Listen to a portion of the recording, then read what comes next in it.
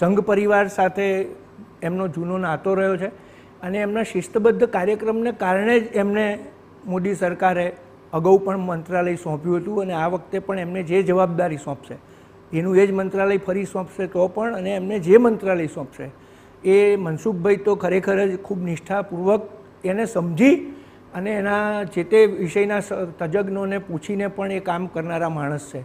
એટલે મનસુખભાઈ એ રીતે ગુજરાતનું પ્રતિનિધિત્વ કરે જ છે અને સાથે સાથે એક વિશ્વસનીય નેતા પણ છે ભારતીય જનતા પાર્ટી અને સંઘ પરિવારના. પહેલા 100 દિવસનો કાર્યકાળ કોઈ પણ સરકાર માટે પરીક્ષા સમાન સાબિત થતો હોય છે. પહેલા મને યાદ છે કે હનીમૂન પીરિયડમાં નરેન્દ્ર મોદી પહેલાં કહેતા કે ભાઈ પહેલા 100 દિવસ હનીમૂન પીરિયડ છે, જ્યારે પહેલી વારમાં આવ્યા હતા ત્યારે. પણ હવે તો એ ત્રીજી ટર્મ એમની નરેન્દ્ર મોદીની છે. પહેલા 100 દિવસનો રોડ મેપ શું હોઈ શકે?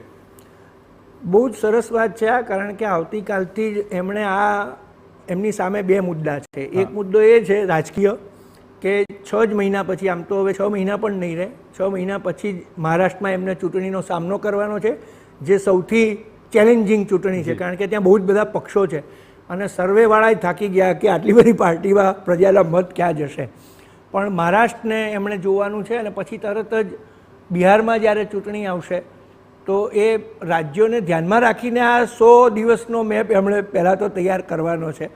પણ મેં કીધું એમ એ 100 દિવસનું સૌથી મોટું ચેલેન્જિંગ, ચિરાગભાઈ 2014માં નરેન્દ્ર મોદી જ્યારે વડાપ્રધાન થયા ને ત્યારે એમને સૌથી મોટો લાભ એ ભારતના યુવાનોનો મળ્યો હતો. કારણ કે યુવાનોએ આ માણસની લડાયક વૃત્તિ અને દૃઢ નિશ્ચય, નિર્ણય ક્ષમતા ઉપર વિશ્વાસ મૂકેલો અને એમને થયું હતું કે આ નવા ભારત માટે આ માણસ બરોબર છે.